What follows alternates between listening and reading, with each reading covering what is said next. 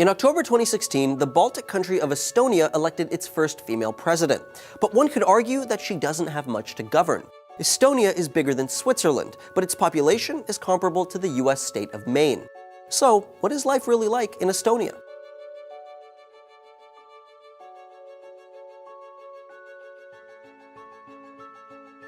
Well, Estonia was once a socialist Soviet republic.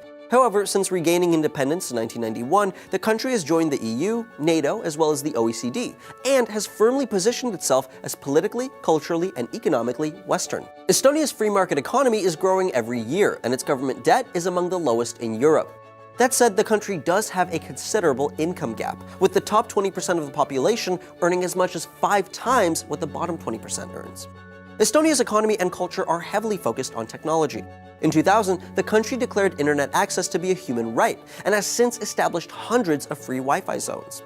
Estonia has also fully digitized its government services and was the first country to allow online voting in a general election. Like many other Baltic and Nordic countries, Estonia is extremely homogeneous, with nearly 70% of the population ethnically Estonian. Russians are the largest ethnic minority, representing roughly a quarter of the population. But perhaps surprisingly, Estonian culture takes little influence from Russian culture, and instead positions itself closer to its Nordic neighbors, like Finland. Finnish and Estonian people enjoy similar cuisines, and both have a tradition of relaxing in saunas in the winter. Estonia has even pushed for ascension into the Nordic Council, arguing that it lost the opportunity for membership during Soviet rule. Like its neighbors Finland and Russia, Estonia struggles with widespread alcoholism. The average Estonian drinks an estimated 3 gallons of alcohol every year, and experts say somewhere between 1,500 and 2,000 Estonians die from alcohol consumption annually. That's a lot of deaths for a country with just over 1 million people.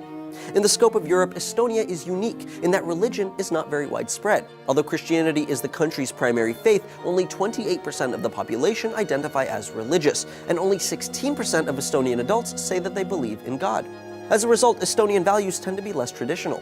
The country has the highest rate of unmarried adults in the EU, in part because so many couples live together without opting for marriage, which is not as culturally important as it is in other countries. Most Estonians live in urban areas. In fact, nearly a third of its population live in its capital city, Tallinn. Tallinn is often called the Silicon Valley of Europe, as it has more startups per person than any other European country.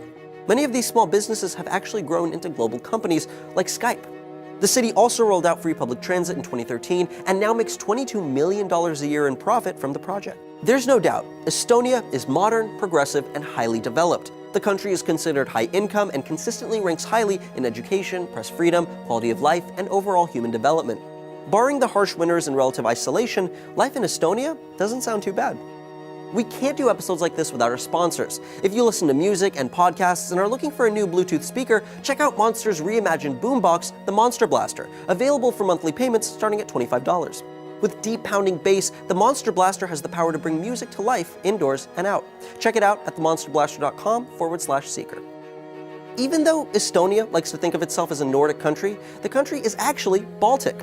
But what exactly does that mean? And how much power do Baltic states have? Find out in this video. Together, they have a land size of roughly 70,000 square miles and are a little larger than the state of Florida. However, their population is fairly small at about 6 million residents, or roughly 2 million fewer people than in New York City. This ranks them relatively low among most individual countries. Thanks for watching Seeker Daily. Don't forget to like and subscribe for new videos every day.